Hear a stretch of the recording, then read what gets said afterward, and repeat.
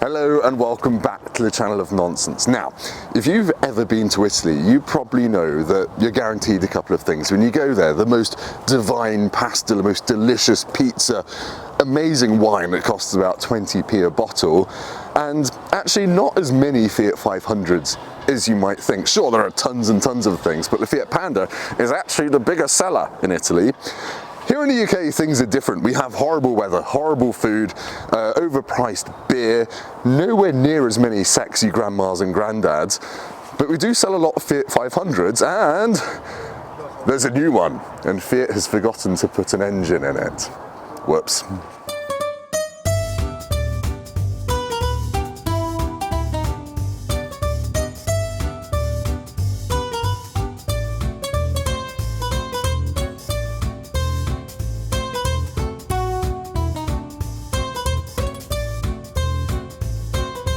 Yes, this is the new electric Fiat 500. It's totally different to the petrol one. It's a new platform, doesn't share any components with it really. It's made in Turin, not Poland like the petrol one, so it's more Italian.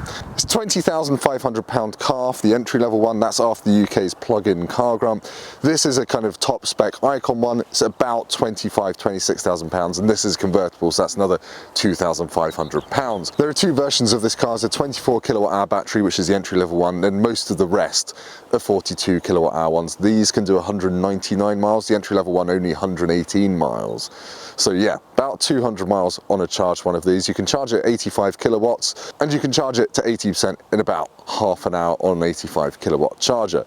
So yeah, all electric, small, city Italian thing. It's got some cool features though. It's got level 2 autonomous driving. It's the first city car to have that, and the cameras for that are actually hidden behind the 500 badge. You'll note there's no Fiat badge on the front of it. You've got these cool new lights with the eyebrows in the doors, and it just looks like a cute Fiat 500. It kind of looks better than the petrol one to my eyes at least. Let's go and have a look at the side because there's some cool stuff there. The cutesy design features continue at the side. You've got these little side indicators which stick out like little aerodynamic wings. This platform is 61mm longer, 29mm taller and 22mm wider, there, got my numbers right, than the regular petrol one. So it's a bit roomier inside. Obviously that's really to accommodate the batteries and still leave you some interior space. But yeah, it's got a more butch stance, if you call a Fiat 500 stance butch. It's on 17-inch wheels, and it's got little electric door handles. So they're flush and they look cool, and you press a little button on the inside to get out. There's no door handle. Now, around the back, we can see the new Fiat 500's butcher stance slightly. You've got these kind of C-shaped bits in the lights, which kind of are the light signatures, which make it look a bit wider apparently.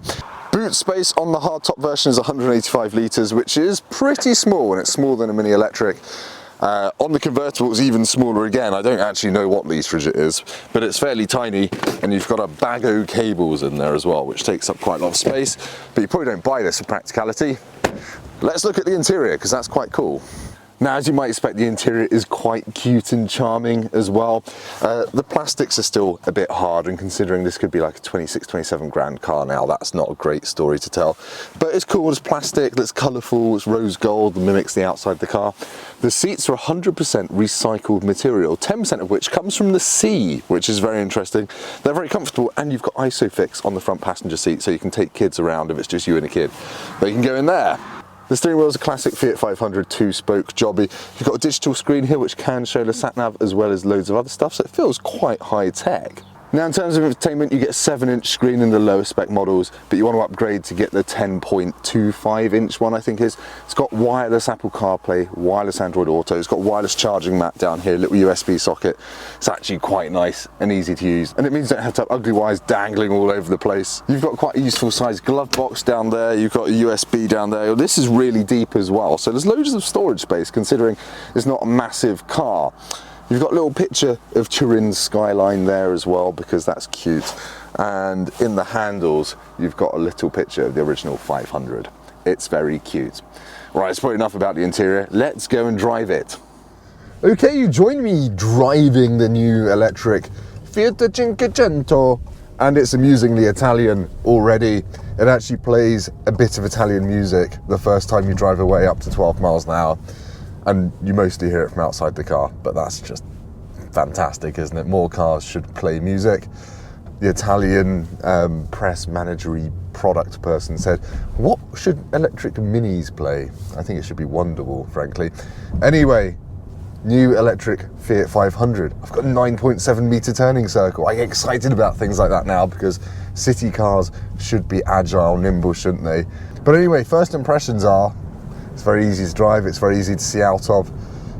The ride is fine, it's got that slightly heavy feel from that you get in electric cars where the suspension is just a little bit firmer than you would expect. But so far, it's quite a happy place to be. The steering is super light, and look at this. Steering wheel actually adjusts so I can get comfortable, so I'm happy in here. Yeah, it's very airy. You select a gear by pressing one of these 4 buttons for park, reverse, neutral and drive. Step away performance seems okay. 0 to 62 is 9 seconds, so it's not blisteringly quick, but you know, as with all electric cars, you get that instant of voom up the bum. So I don't know if that's French or Italian, but yeah, it's so far I already really like it. It's I'm a bald man in a slightly pink convertible Fiat 500. I'm just so alpha male, I had to do it. Oh no, there's hidden buttons on the back of the steering wheel there for changing radio stations. I forgot that FCA group cars do that. Or Stellantis, should I say now. There are 3 driving modes in the Fiat 500 electric, this new one, Fiat 500e. It's not Fiat 500e, electric Cinquecento thing. Anyway, you select them using this little toggle switch down here, which you actually have to hold a little bit for it to come up. You've got normal, which is normal, full power. You've got range, which introduces regenerative braking, which means you can do 1 pedal driving. So you can just, you know, lift off the accelerator and it will coast you down to a stop, which is quite satisfying, quite fun to use. And obviously that whole mode is designed to get you as far as possible. And then there's a third mode, weirdly called Sherpa. They're the kind of people in Nepal, aren't they, that take you up to the top of Everest and then kind of sled down on your frozen corpse when you've died. Doesn't do that in this. It just reduces the power quite a bit to about 62 horsepower, something like that, and turns off things like heated seats, heated mirrors, windscreens, the aircon. So basically, if you're really up a creek without a Sherpa, that's what that mode is for, to get you home if you're having a massive range panic. I'm just going to leave, I'm going to try and range. I'm in Sherpa, get out of Sherpa, Tenzing, right. It's nice driving around a city in a car that's just really small because you don't have to worry about it. You don't have to think, oh God, I'm going to clip my door mirror on that. The guy in the TTRS behind me is not going to be able to get past this lorry, but I can. All right, let's get out of town and see what it feels like when you're, you know, speeds higher than 20 miles an hour. Thank you, Cambridge. I do have some bad news if you have large feet. I've got size 10, 11 clodhoppers, and my left foot, there's not really anywhere for it to rest. There's a little bit, but when you hit the brake pedal, you then hit your left foot. You kind of squash your foot a little bit of the brake pedal. It's fine. I mean, it's not really getting on my nerves, but just be aware that if you've got massive plates of meat on the ends of your legs, then you might struggle a bit. But if you're that way inclined, you might not be in the market for a Fiat 500. I'm not one to judge. Right, so I've left a trail of geriatric cyclists in my wake, smeared into the roads of Cambridge. I'm about to get on the motorway, where surely a small car like this, especially an electric one, will feel out of its depth. It's binging at me to tell me there's a speed camera. I like it. So yes, let's see how it copes at motorway speeds, if I can do motorway speeds, because as usual in the UK, there's too much traffic. Okay, that's 60 miles an hour. It's quite quiet in here actually. Let's go up to 70. That's 70. Yeah, it feels like a grown-up car, really. It doesn't feel like a wobbly, papery thing. I've got actually a fair bit of wind noise from the convertible roof, but that's probably my noise for picking the convertible version. But yeah, actually that is really noisy. Get the hardtop unless you're actually going to use the convertible roof. That would be my instant piece of advice. I just thought it'd be funny to get a rose gold one with a convertible that I'm now not going to use.